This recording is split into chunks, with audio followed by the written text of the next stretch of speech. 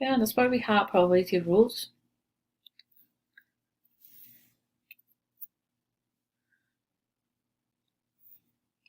Here we're gonna use coin, and using that one, any coin tossed, we have two possibilities.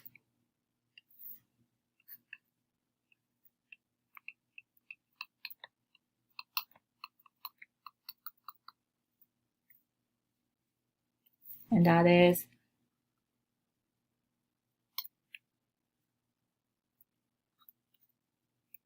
one is head and the other side is tail. What this means, chances 1 out of 2 for each one. So for each one, for head and here is tail, chance is 1.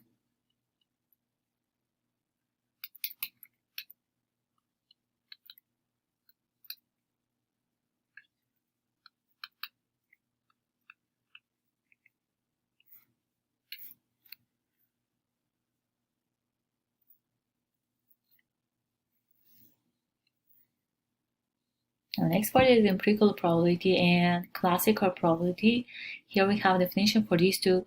The first one, empirical probabilities are determined by making observations. So here on this part we have observations and also we gather data. But on the other hand, classical probabilities are determined by reasoning. So reasoning mathematically. So we have these two here. Now let's work on example number 1 and apply these two on this part. Example number 1, flip a coin 10 times. Here we have 10 times and record head or tails. Calculate both the empirical probabilities you find in your experiment of flipping heads and then calculate the classical probability. So we have we should flip this one 10 times and record head or tails. So let's say on the first try we had head, second try again head, tail, head, we have head again,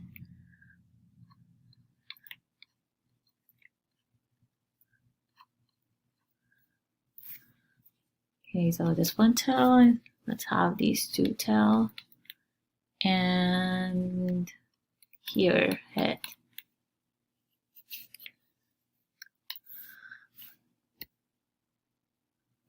Okay, so first I want to find what the empirical is.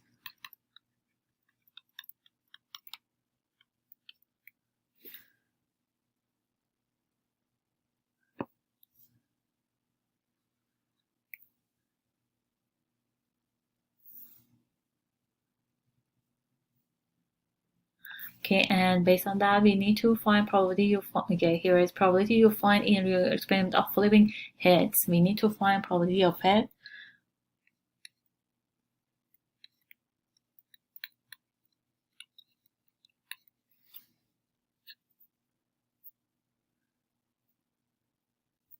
And that is equal to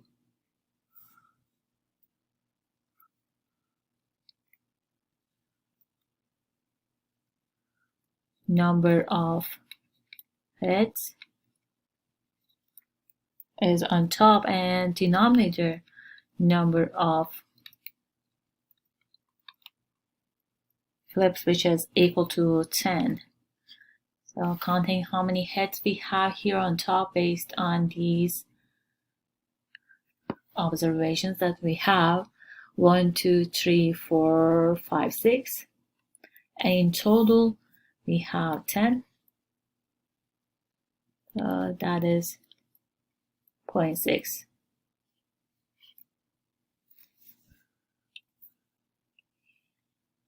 So this was based on empirical probability and now classical.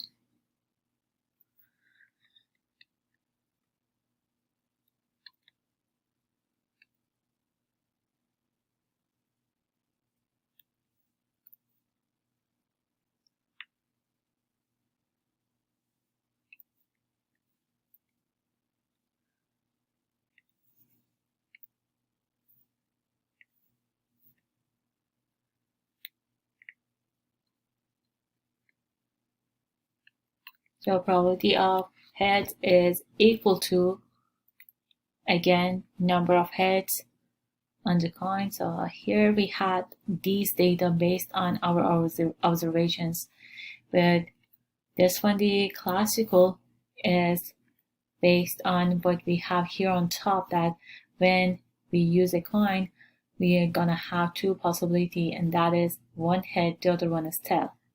Having the chance for each one is 1 out of 2 for each one. So we're gonna use that one on top for this part. Here is number of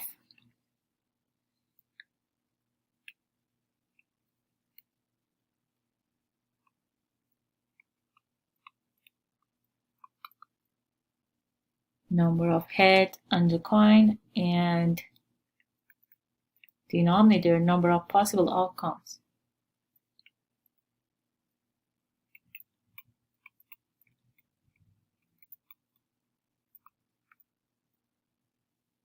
That is equal to,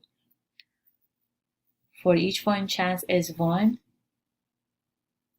and in total how many possibilities we have is 2. So that is 1 over 2, and that is 0.5.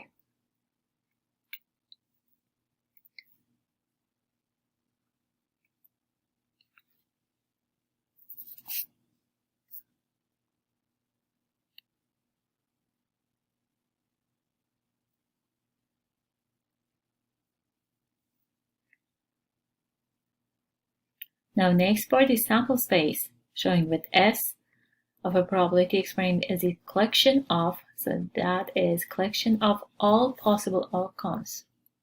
So what I used here in denominator, that is actually our sample space. And what event is any collection of outcomes from a probability experiment. So an event consists of one outcome or more than one outcome.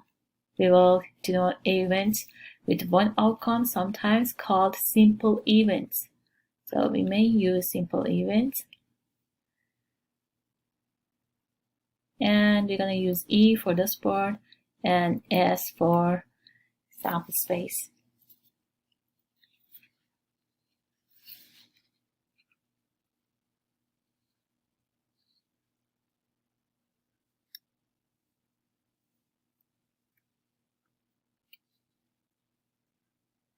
And what this P of E is, this is probability of this event. So this E is our event, and that P is probability of that event. Okay, here is what we have for this part. Now on this box we have rules of probabilities.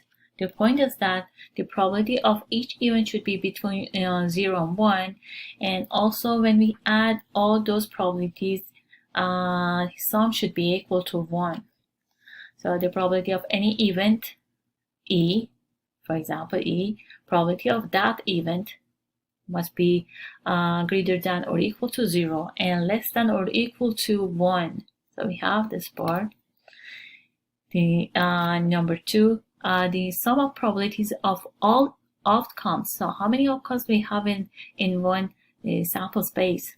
So all those outcomes, the probability of those outcomes must be equal to 1. So see, here I have E1. What that is, this is the first event we have, second event, and up to here we have nth event. So probability of each one, finding that, adding all these, the answer should be equal to 1.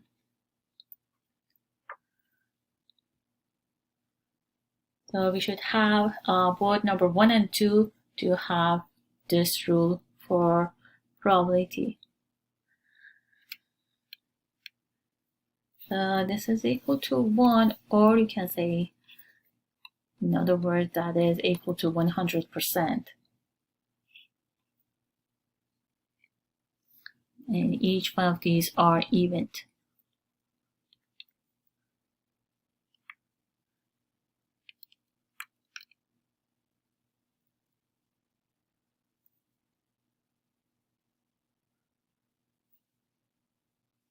Now, a probability model lists the possible outcomes of a probability experiment and each outcome probability. If an event is impossible, so if that is impossible, what that means, the probability of the event is 0. This means probability of event is equal to 0. So this is impossible. If an event is certain to occur, the probability of the event is 1. So what that is, this part is probability of E is equal to 1 or 100%. So we are 100% sure that we're gonna have this event. That is our probability for having this event. Next one is an unusual event.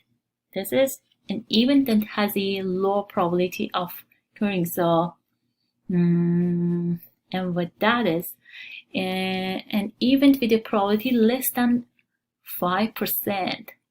So if you had this, for example, probability of this event, this was less than 5%, then this is unusual event. So here we have unusual event.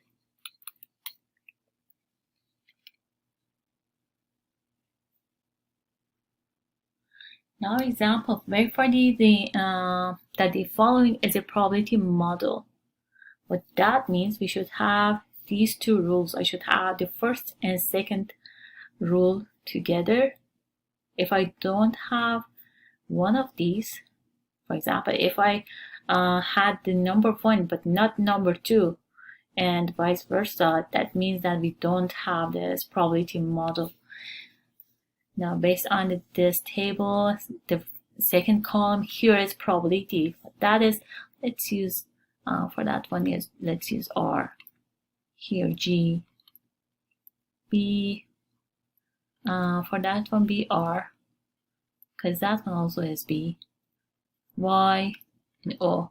You don't need to write like that, but since I want to explain that these are probability, what that means, so probability of red is equal to 0.3, and this is between 0 and 1.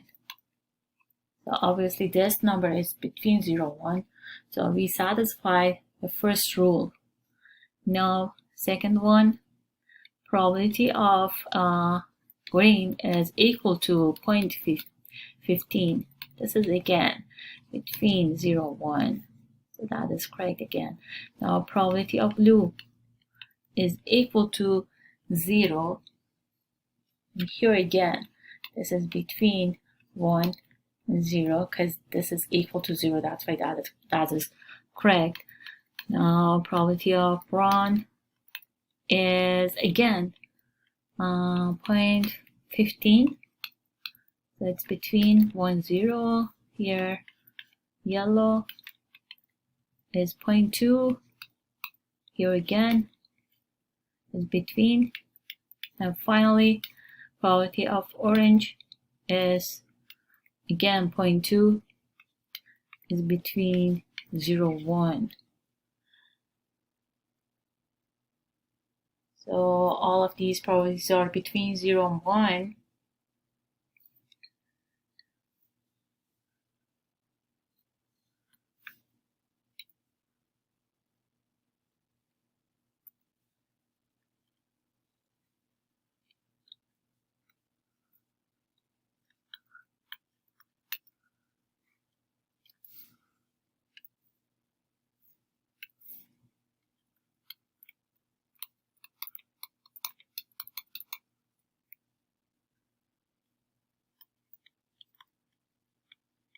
So between 0, 1, meaning that we satisfy the first rule.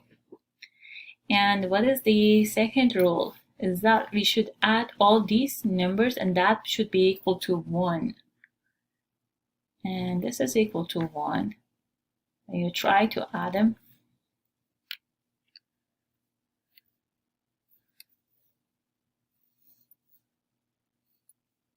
So this was the first one. Now here is second rule. Adding all these probability of R, G, brown, blue, brown, yellow, and orange. So adding all these. So I'm writing these numbers. Okay, let's use some color.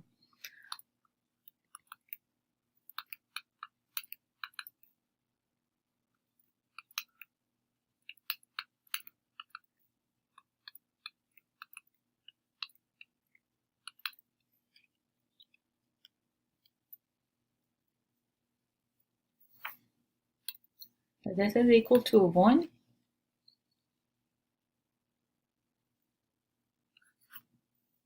What this means, based on the first and second rule,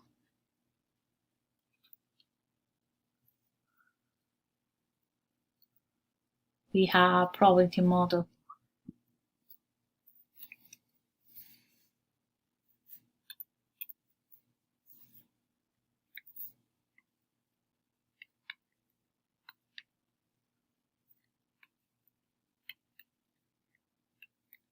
So here rule 1 and rule 2 are satisfied.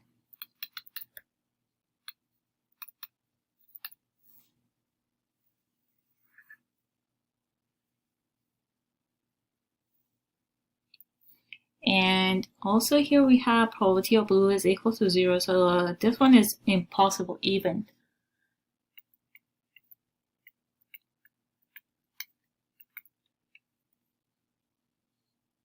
So this is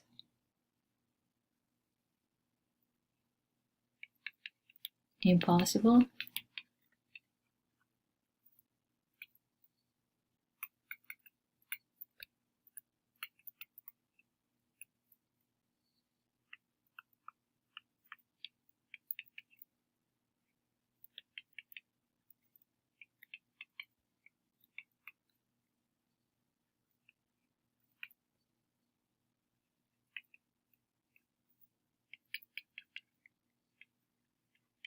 And that is because its probability is 0.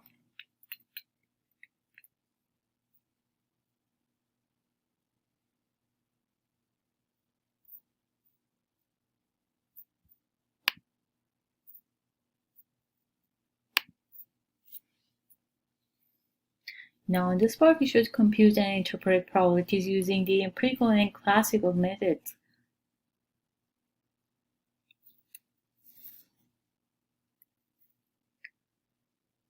The first one is using empirical approach. What we have here is exactly the same as on the previous chapters. If you remember, we had relative frequency, and that was based on our frequency for each event.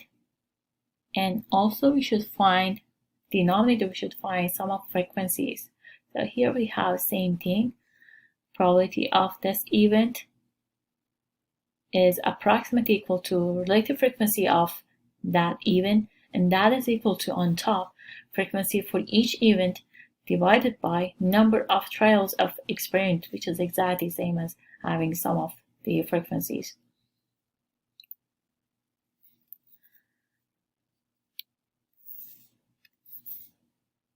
So this is event E.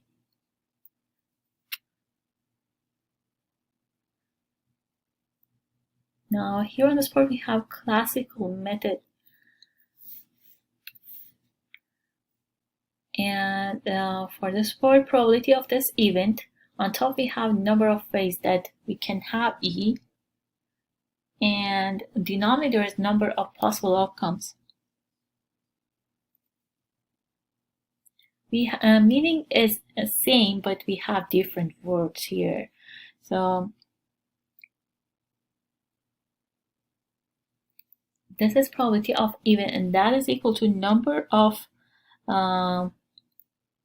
ways that we can have this event, and denominator is number of possible outcomes. So this is because we have number, that's why we use n. Exactly same as this one. This is P for probability, and here is event. Okay, so this is number of outcomes,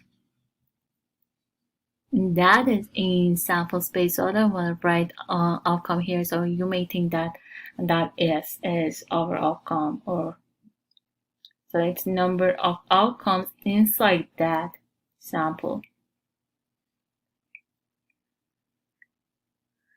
Now, example, the data in the table represent the results of a survey in which 200 people were asked their means of travel to work.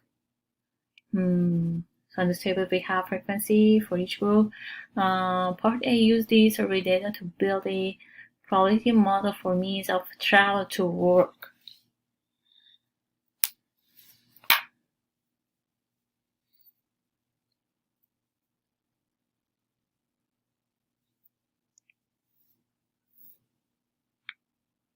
Okay, so here I'm going to use this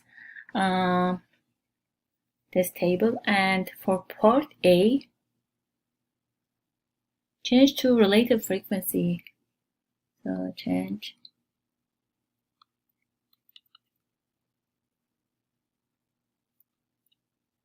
relative frequency.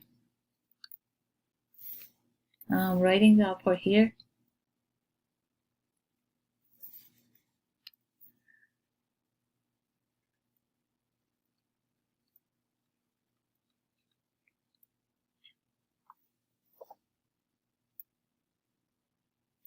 So here in total we have 200.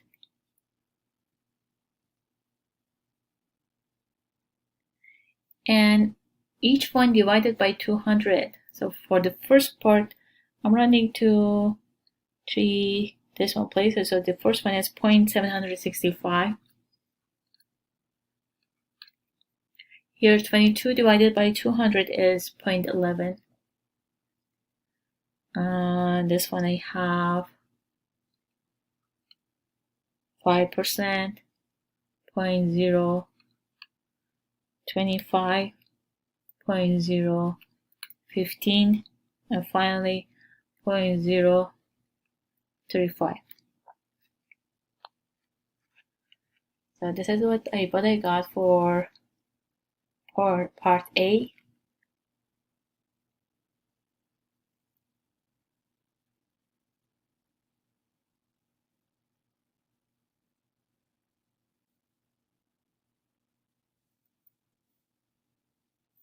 So as you can see, all of these are, so these are probability.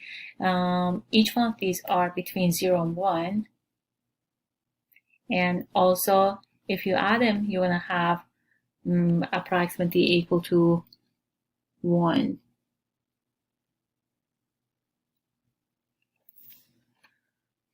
Okay, what that means, we have probability model. Now, part B, estimate the probability that the randomly selected individual corpus to work. So now part B, probability. Here we have probability that the randomly selected individual corpus. I'm going to use probability corpus.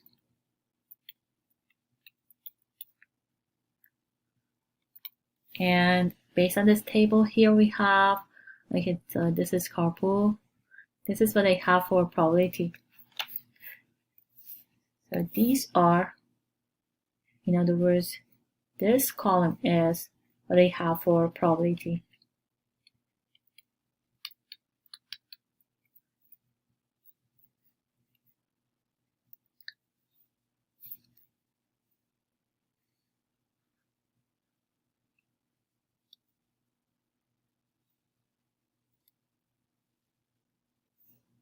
So once again, each one of these are between 0 and 1, and add all of these numbers. This should be equal to 1 or very close to that. And why we say very close to that? That is because we round each number. That's why. Okay, so that is equal to 0.11 or 100%. So we should interpret this, what that means.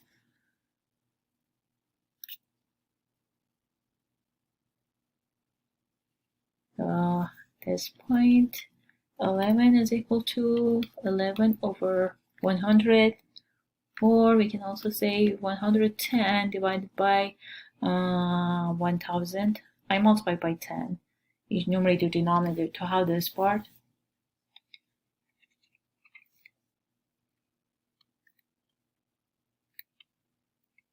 So we can say out of 1000 people,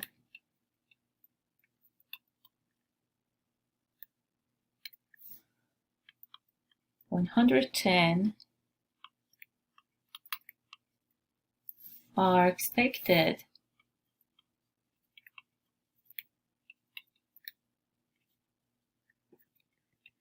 to carpool.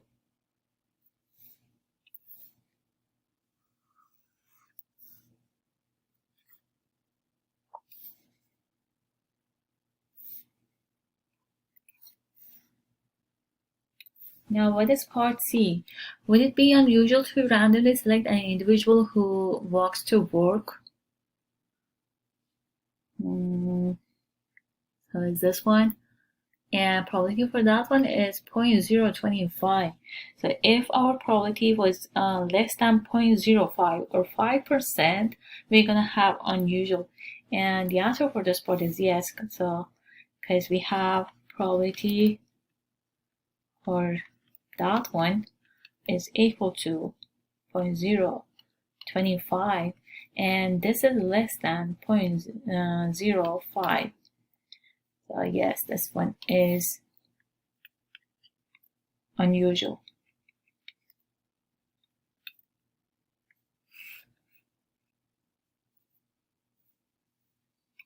Okay, so this one was an example for empirical.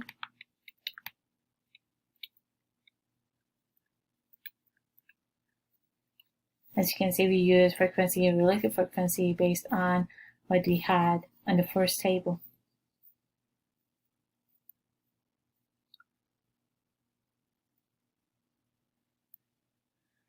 Now example number 4, a pair of fairy tires is rolled. Part A, computed probability of rolling an 8. This is example of classical. This part is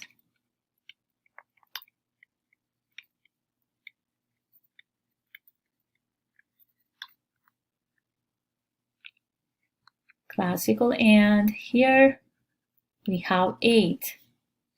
So asking to find probability of 8, and that is equal to number of 8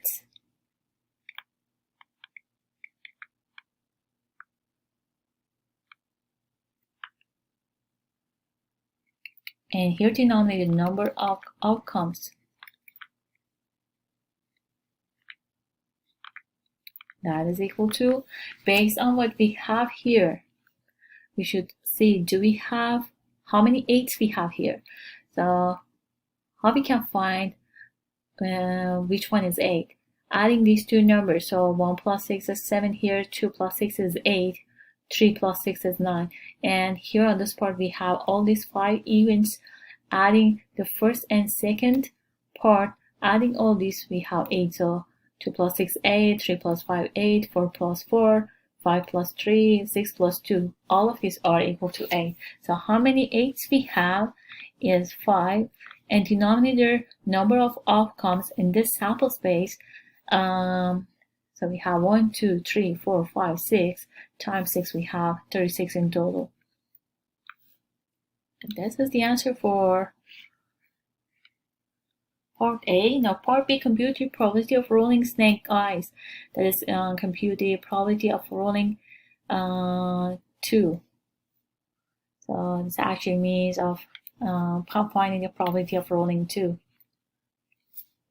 Exactly same as that part. Instead of 8, now we have 2.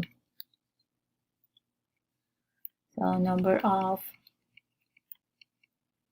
2 divided by number of outcomes.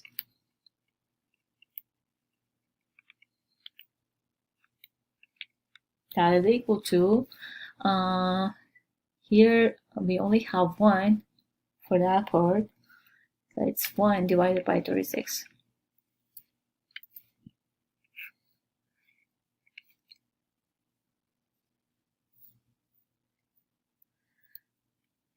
Now part C, comment on the likelihood of rolling an 8 versus rolling a 2. So based on part A and B, since probability of 8 is 5 divided by 36 and probability of 2 is 1 over 36, we can say that it is 5 times more likely to roll in 8. See, this is equal to 5 multiplied by 1 over 36. So that's why this is 5. This one is 5 times of having probability of 2. So since probability of 8 is 5 divided by 36, and probability of 2 is 1 over 36.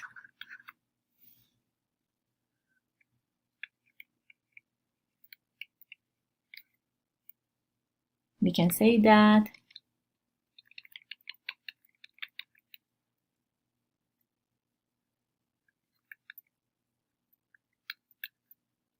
it is 5 times.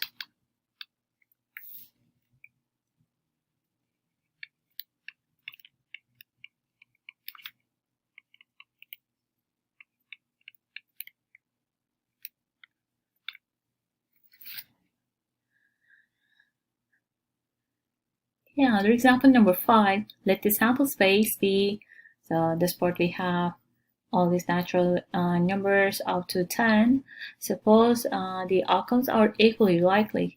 Compute the probability of the event, this event E. We only have 3 numbers, 1, 2, 3. And we should find what the probability of that event is. Obviously, number of digits that we have here divided by number of digits that we have in S in sample space. So it's 3 over 10. So what that is, this actually means find a probability of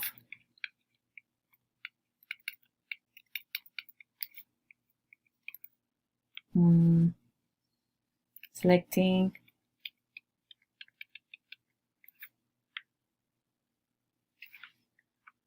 one or 2 or 3.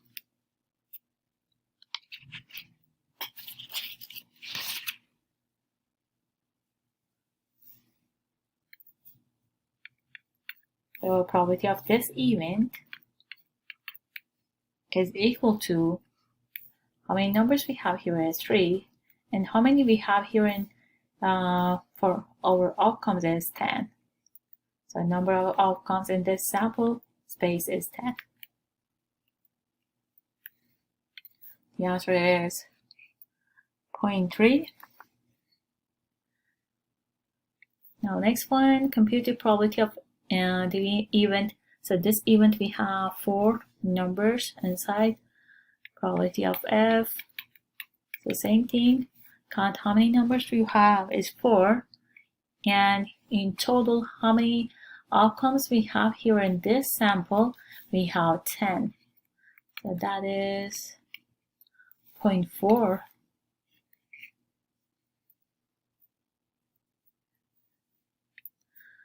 Now part C, compute the probability of the event E, and that is an even number less than 9. Rewriting that part, in roster form. So we have even number 2, 4, 6, 8. I'm not able to write 10 because it's less than 9. So we should stop here. Now probability of this event is equal to how many numbers we have here inside, is 4, divided by, again our sample space is that one, so we have 10. So exactly same answer as the previous part. We have 0.4.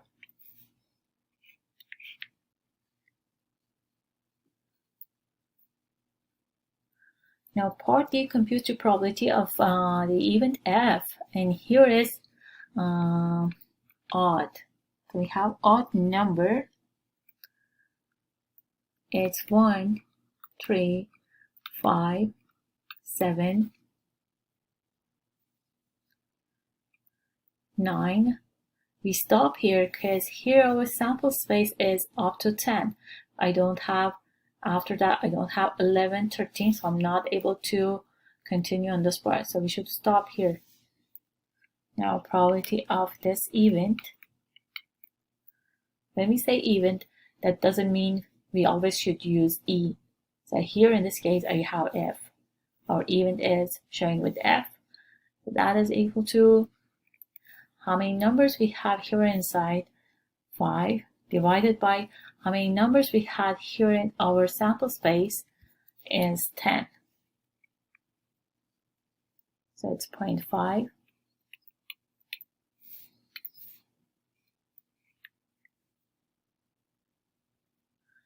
Now, what we have here on number 6, according to the U.S. Department of Education, 42.8% of the of 3-year-olds are enrolled in daycare.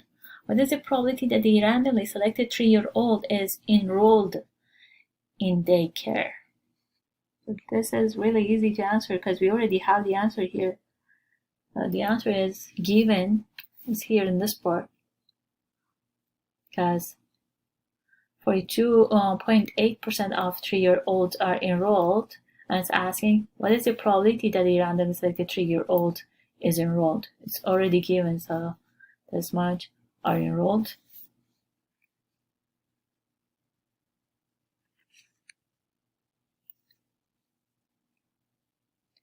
And let's use this one for this. So what is the probability?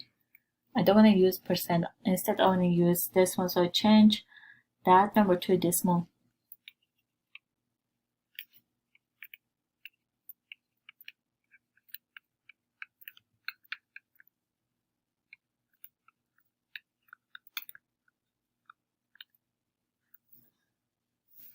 And that means probability of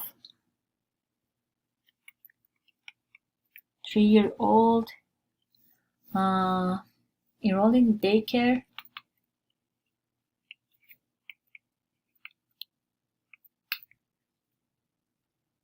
is equal to, we have 0.428. So this is our probability for this word.